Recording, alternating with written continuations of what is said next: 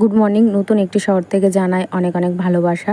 তো গুড মর্নিংটা জানালাম এই কারণে, যেহেতু আমি যে কাজগুলো শুরু করেছি সেটা হলো গুড মর্নিং, আর আমি যখন আসবো সেটা হলো দুপুরবেলা।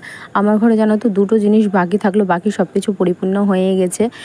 দুটো জিনিস হচ্ছে, একটা হলো সাপ, একটা হলো ব্যাঙ। কেন বললাম এই দুটো জিনিস অবশ্যই তোমরা জানতে পারবে, শেষ পর্যন্ত দেখতে থাকো। মানে সব কিছু আমার ঘরে পরিপূর্ণ হয়ে গেছে। ছোটো ইঁদুর, বড় ইঁদুর, আরশোলা, টিকটিকি অত্যাচার। আরশোলার অত্যাচার প্রতিদিন প্রতিনিয়ত। সেদিন কিছুদিন আগেই তো দেখতে পেলে যে ইঁদুর বার করলাম ঘর থেকে, এখনও পর্যন্ত সেটা আছে কিনা জানি না, কিন্তু মনে হয় যে আছে। জোরও মাঝে মধ্যে একটু দৌড়াদৌড়ি করে। তারপরে বড় ইঁদুর গাছ রয়েছে। আর কিছুদিন আগে বার করলাম সাপ, আর কেলনা তো রয়েছিল আমার ঘরে। এখন কিছুদিন আর কেলনাটা দেখা যায় না, কিন্তু আশা করি বৃষ্টি বাদল হয়েছে, এখন রোদ উঠবে, দেখতে পাওয়া যাবে। Welcome back to my channel. ছোট্ট পরিবারে তোমাদের অনেক ভালোবাসা। দুপুর থেকে শুরু করলাম ব্লগটা, দেখতে থাকো। দুপুর থেকে না, সকাল থেকে শুরু করা হয়েছে। এই ঠিক 11টা 20 কি 11:30 তখন থেকে শুরু করা হয়েছে। তো গুড আফটারনুন। এখন সামনাসামনি যেহেতু আসলাম, তো গুড আফটারনুনটাই ঠিক আছে, যেহেতু গুড মর্নিং তো হবে না। 12টা পার হয়ে গেছে, এখন 2:45 বাজে। রান্না এখনও পর্যন্ত কিছু বসায়নি। এক তরকারি ভাত, তো তাই রান্না এখনও বসায়নি। গরম গরম খাবো, ঝামেলা ছুটি। কালকে চাদরটা ছিল সেটা কেচে মেলে আসা হয়েছে, আর পণ্ডিতকে স্নান করানো হলো। তো পণ্ডিত যেই চাদরে গা মুছে সেটাকেও মেলে দিয়ে এসেছি। আর গেটের খিল লাগাতে ভুলে গেছিলাম। পণ্ডিত দরজা খুলে খাটের উপরে বিন্দাসভাবে তার বাকি যে ভেজা শরীরটা সেটাকে মুছেছে। তো সেই চাদরটাকেও দিয়ে এসেছি। তাহলে কী হবে, গরম হয়ে যাবে। আর যে ওর যে লোমটা ধুলোটা গায়ের যে চাদরে ছিল সেটাও ঝালে বেরিয়ে যাবে। তো একসাথে সব। আর রোদে আজকে যা তাপ, ধারণার বাইরে। অবশ্য মুখের ঘামছুন থেকেই বুঝতে পারছো, তবে একবার ব্যাক ক্যামেরাতে দেখাই। আর ছাতু গুললাম, ছাতুটা একটু কিছুক্ষণ থাকুক। সঙ্গে সঙ্গে ছাতুটা খেলে না গলায় কেমন একটা বাদে, খসখস করে। তো তার জন্য রাখলাম, একটু থাক তারপরে খাবো। রোদের অবস্থা দেখো, একদম খাঁ খাঁ করছে। আকাশটা দেখতে ভালো লাগছে, মনে হচ্ছে শরতের আকাশ। শরতের আকাশ আর আগমনের সময় যে হয়, যে সেরকমই হয়ে আছে, সুন্দর লাগছে। কিন্তু আকাশ সুন্দর লাগলে তো চলবে না। যেমন বৃষ্টি হলো তেমন রোদ দিচ্ছে, থাকা যাচ্ছে না। তো মাথার উপরে সূর্য ঠাকুর। এই যে দেখি ফোনে দেখাতে পারি কিনা, ফোনে দেখাতে পারছি না, একবারে মাথার উপরে আছে। চাদরগুলো মেলা হয়েছে আজকে, সবাই রোদে দিয়েছে, সবাই, বাকি নেই। আরও বরঞ্চ মনে হয় কাঁচা হবে বরঞ্চ জিনিস। তো আমি তো সকালবেলা ওগুলো রোদে দিয়েছিলাম, যেগুলো গোছানো হলো দেখতে পেলে, সেগুলো তো রোদে দেওয়া হয়েছিল। নিয়ে যাই, গরম হয়ে গেছে, আর রাখা যাবে না। চলো ফোনটা রাখছি, নাহলে গরম হয়ে যাবে।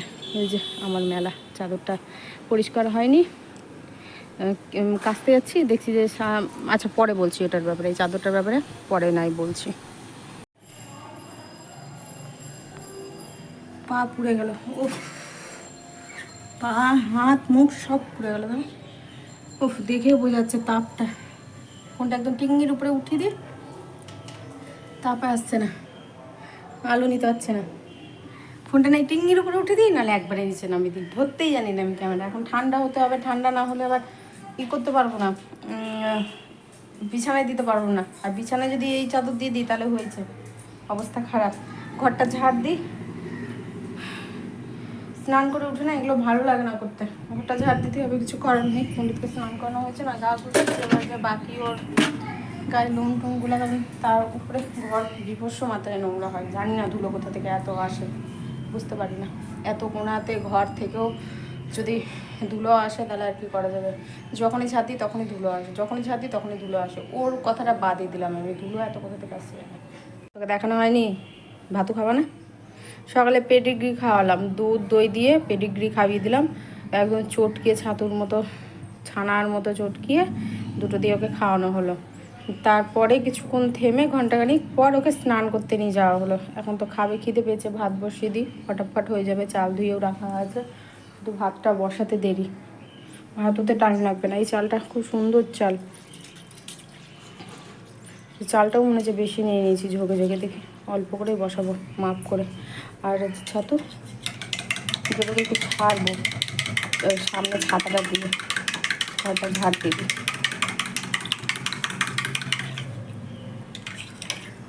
ছাতু খেয়ে পেটটা কিছুক্ষণের জন্যে শান্ত করে ঘরে আসলাম। দেখছি বিছানার চাদরটা ঠান্ডা হয়ে গেছে, ঘর ঝাড় দিয়ে নিলাম আগে, কারণ বিছানার চাদর তো পরিষ্কারই আছে। তারপরে তো আর ঘর ঝাড় দেওয়ার কোনো মানেই নেই, কারণ জটুকে স্নান করানো হয়েছিল। তার মধ্যে বুঝতেই পারছো সেই সকালবেলা ঝাড় দেওয়া, সকালবেলা বলাটাও ভুল হবে। আমি ঘুম থেকে উঠে তো একবার ঘর ঝাঁট পড়েছেই, তারপরে বিছানার চাদরটা তো সব কিছু যখন উঠানো হলো তখন একবার ঘর ঝাঁট পড়েছে, হ্যাঁ 2বার, এটা নিয়ে 3বার ঘর ঝাঁট দেওয়া কমপ্লিট হলো আমার। এই ছোট্ট একটি ঘর কতবার যে ঝাঁট দিই তার ঠিক নেই।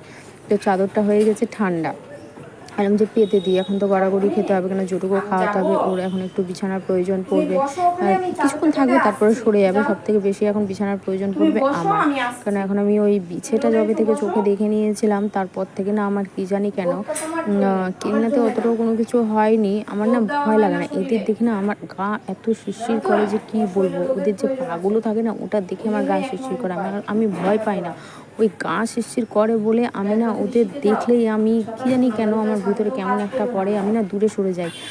মানে একটা লাফ দিয়ে, মানে যতটা পারা যায় ওদের কাছ থেকে আমি দূরে সরতে পারলে বাঁচি, এমন মনে হয় যে গায়ের মধ্যে মনে হচ্ছে কিলবিল কিলবিল করছে, শিরশির করছে, এমনটা মনে হয় ওর পাগুলো দেখে।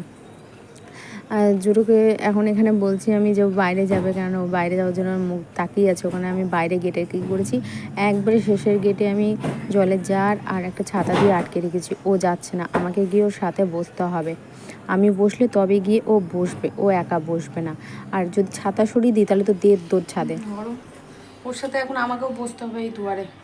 এই যে ওখানটাতে একদম গেটের কাছে জার আর ছাতা দিয়ে দিচ্ছি, তাহলে এই পুরো জায়গাটাতে রোদ পড়ে যাচ্ছে, আর এখানে ছাতা দিলে না রোদটা আটকে যাচ্ছে। তো এখানটাতে ও বসেছিল, এবার আমাকেও বসে থাকতে হচ্ছে। আমি ঘরে গেলাম চাদরটা পাল্টাতে, দেখলাম যে চাদরটা ঠান্ডা হয়ে গেছে, তাহলে পেতে দিই। ব্যাস, আমার সাথে সাথে ও তাড়াতাড়ি করে ঘরে চলে গেল। এবার আমার মুখের দিকে তাকিয়ে আছে, আমি এসে এখানে বসি, ও এখানে এসে বসবে। আমি কতক্ষণ রোদে বসে থাকবো বলো তো? না, ওর জন্য আমাকে বসে থাকতে হবে। আর ওর গায়ে একটুকু রোদ পড়ে না, রোদটা যে কত যে দরকার আমি বুঝতে পারছি। মানে সেরকমভাবে খোলামেলা ছাদ পায় না যে রোদটা একটু গায়ে দিবে, আর ঘরে সেরকমভাবে রোদও আসে না যে রোদে বসবে। আগে তো প্রথম যে বাড়িটাতে ছিল, প্রথম বাড়ি নয়, দ্বিতীয় বাড়িতে ও এসছে, দ্বিতীয়, তৃতীয়, 2 নম্বর, 3 নম্বর, 4 নম্বর 3টা পরপর বাড়িতে ও রোদ পেয়েছে। মানে এত সুন্দরভাবে রোদ পড়তো, গরমের দিনে কষ্ট হতো, হ্যাঁ, কিন্তু রোদটা পড়তো, ও রোদে গিয়ে এত সুন্দরভাবে শুয়ে বসে থাকতো, হাড়কে সরাতে পারতাম না। তখন না বুঝতাম না যে এত রোদে কেন আছে। তারপরে ছেড়ে দিতাম যে না, ও তো জেনে বুঝেই রোদে আছে, ওর অসুবিধা হলে তো নিজেই সরে যাবে। তো এখন রোদ গায়ে পড়ছে না, তো এমনই হয়েছে যে কি বলবো, এর আগের যে বাড়িটাতে যেখানে ছিলাম সেখানে জানলা দিয়ে রোদ আসতো ঘরে, সকাল 12টার মধ্যে রোদটা চলে যেত। তো তখন দেখতাম যেখানে রোদটা পড়ছে এই ওয়ালটাতে, সেই ওয়ালটাতে গিয়ে বসতো। তোর সাথে আমি এখন বসি, ভাত বসিয়ে দিচ্ছি, ভাতটা হোক। বসলো, এদিকে তাকা একটু, জোড়া, এই ছেলে দেখো একটু, দেখো এদিকে, দেখো এদিকে, দেখো একটু, দেখো সুশ্রী লাগবে, ওরকম এখানে সুশ্রী লাগবে পায়ের কারণে বলে। হ্যালো, আমাকে বসতে হবে, তবে ও বসবে। মেঘ উঠছে, জানি না বৃষ্টি হবে কি হবে না, বা মেঘটা কেটে যাবে তা জানা নেই, কিন্তু মেঘটা উঠছে, কালো হয়ে আসছে, সূর্য মামা থেকে থেকে নাই হয়ে যাচ্ছে। যে বাবু এখানে বসে আছে, কত গায়ে রোদটা কত কাছের জিনিস না, ওইও বসে আছে। ঘরে এসে সব কিছু অন্ধকার দেখছি, এত রোদের তাপ, দুয়ারে তো দূরের কথা, মানে বাইরেও যাওয়া অসম্ভব ব্যাপার। এদিকে নোংরা ফেলে আসলাম, যখন ঘরে এসেছি মনে হচ্ছে সব কিছু অন্ধকার দেখছি, এক জায়গাতে দাঁড়িয়ে থেকে গেছি, মাথাটাও মনে হচ্ছে কেমন ঘুরে গেছে। আর এদিকে এখন আমি যে কাপড়গুলো কাঁচা হয়েছিল, মেলা হয়েছিল আর কি গেছে, সেটাকে উঠিয়ে নিয়ে এসে দেখছি এখন শুকিয়ে একদম খটমটিয়ে গেছে, আর মানে হাত দেওয়া যাচ্ছে না, এত গরম হয়ে আছে। নিয়ে মানে কি বলবো, এদিকে তো ছাদে আমি মানে যাবো আর আসবো কাপড়গুলো নিয়ে, বাপরে বাপ, পা তো পুড়ে গেছে, আর মাথাটাও মনে হচ্ছে একদম পুরো গোল চক্কর দিয়ে। ঘরে এসে আমি বসে পড়েছিলাম, এখনো মনে হচ্ছে অন্ধকার যায়নি চোখ থেকে, এত অন্ধকার হয়ে আছে, এত বাজে রোদ উঠেছে, বাপরে বাপ। মানে বৃষ্টি যেমন দিয়ে পচিয়েছে, ওই জন্য সেরকম রোদও দিচ্ছে, আর একটু পরেই ঘর গরম হয়ে যাবে। এখনো পর্যন্ত ফ্যানের হাওয়াটা আমি পাচ্ছি, কিন্তু একটু পরে আর ফ্যানের হাওয়া পাওয়া যাবে না। আর ভাত খাবে না, ভালো লাগছে না, জোটোকে খাইয়ে দিয়েছি। আর এই তো ওই যে ম্যাগি করেছিলাম না, ওই কবে রবিবার, সোমবার হলো না, মঙ্গলবার হলো না, এতে ডিম দেওয়া ছিল, তো খাওয়া হয়নি, তার জন্য আজকে নিয়ে বসে পড়লাম। তো আমি সহজ দিয়ে খেয়ে নিই, ঠান্ডা ঠান্ডা আছে, খেতেও ভালো লাগবে, আর ভাত খেতে ইচ্ছা করছে না কেন কি জানি। আর রুটি ছিল, কিন্তু রুটি দিয়ে খাওয়ার মতো না, একটু তরকারি পাতি ভালো ঠিকঠাক না হলে ভালো লাগে না। তাই ম্যাগিটা নিয়ে বসে গেলাম যে নষ্ট হওয়ার থেকে খেয়ে নিই, পেটটাও ভার হয়ে থাকবে, বারবার করে জল খাবো। ঠিক আছে, এখন রাখছি। কোথায় গেল?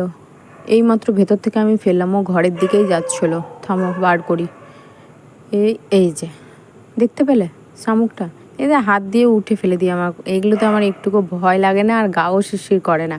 তো দেখো আমার ঘরে সব কিছু পরিপূর্ণ হয়ে গেল, তো শুধু বাকি থাকলো সাপ আর ব্যাঙটা। বাকি সব কিছুই রয়েছে, টিকটিকি, আরশোলা, ইঁদুর, বিছে, কেলনা, আর হলো এটা শামুক।